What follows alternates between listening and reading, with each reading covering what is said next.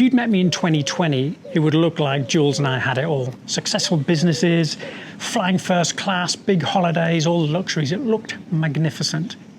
Truth be known, I was absolutely burnt out. My business had kind of morphed from more of a structural thing to a marketing and branding thing to coaching, which I love. I love coaching, right? But what had happened is the creep had set in, and I ending up doing 4 coaching sessions a day.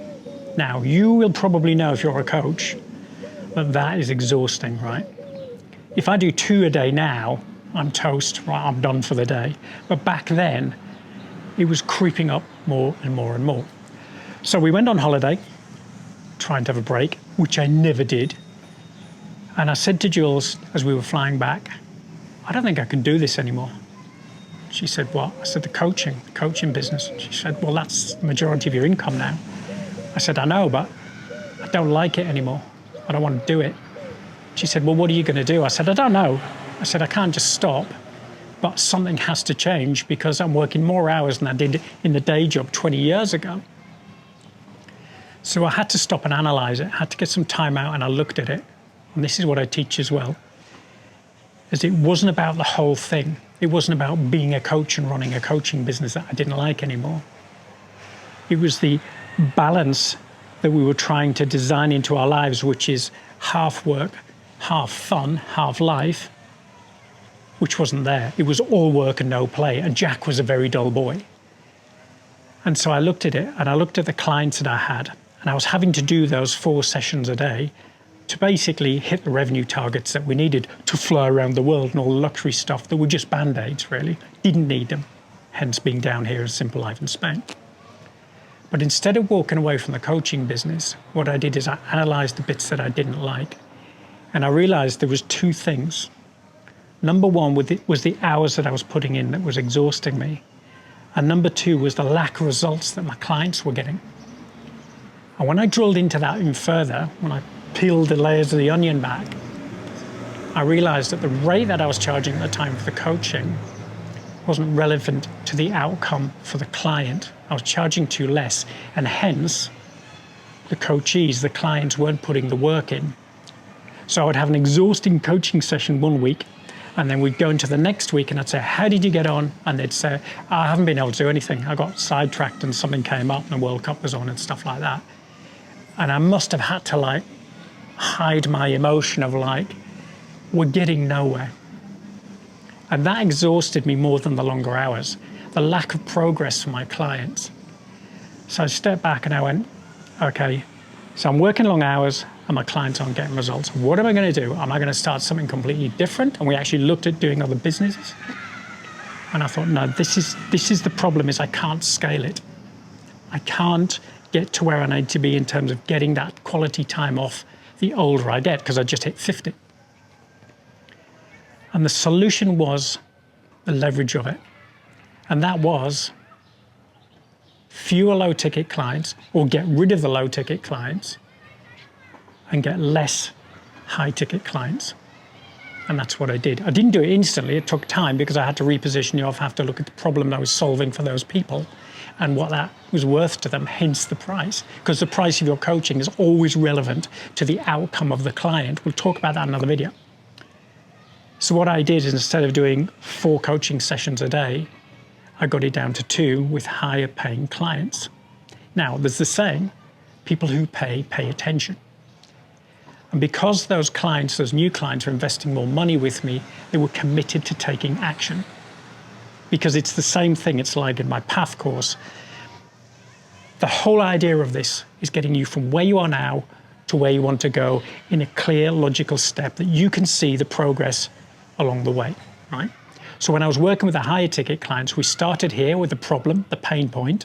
We identified the solution that they wanted, and they were taking the steps week by week to move along the path because they could see it. And because they were more invested, not just financially, but emotionally, they needed to change because their problem was bigger than the clients I'd been serving before.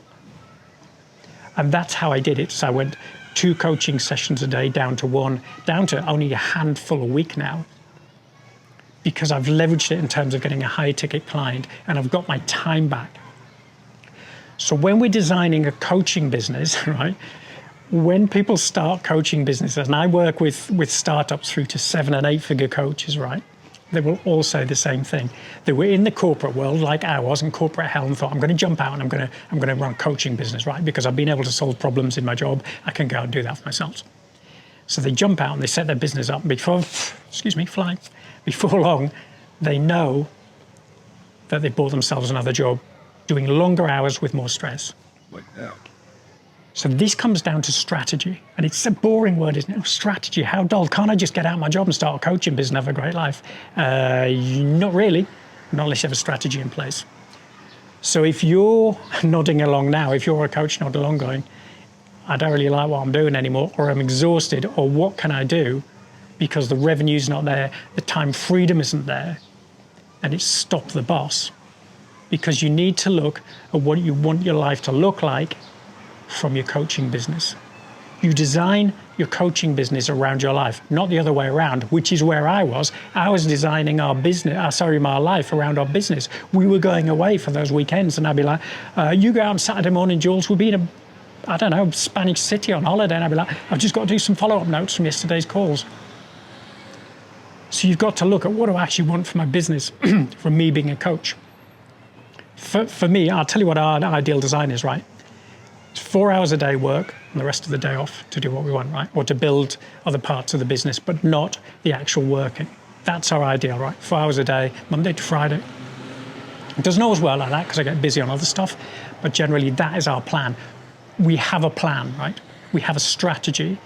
And once you know what that looks like, as an example, say to yourself, what would an ideal Tuesday look like to you?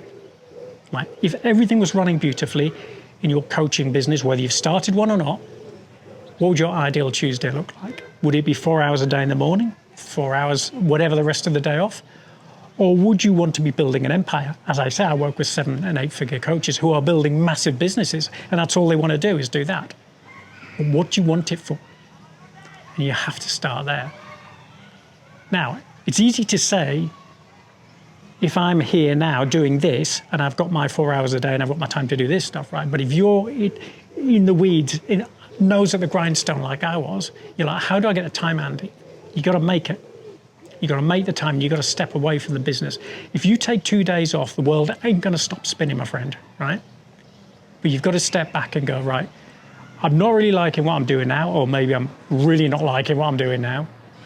What do I want a perfect Tuesday, Wednesday, Thursday, Friday to look like? Map that out, and then go, what do I need to do to make it happen? Do I need to get rid of 4 low-ticket clients and get 2 more?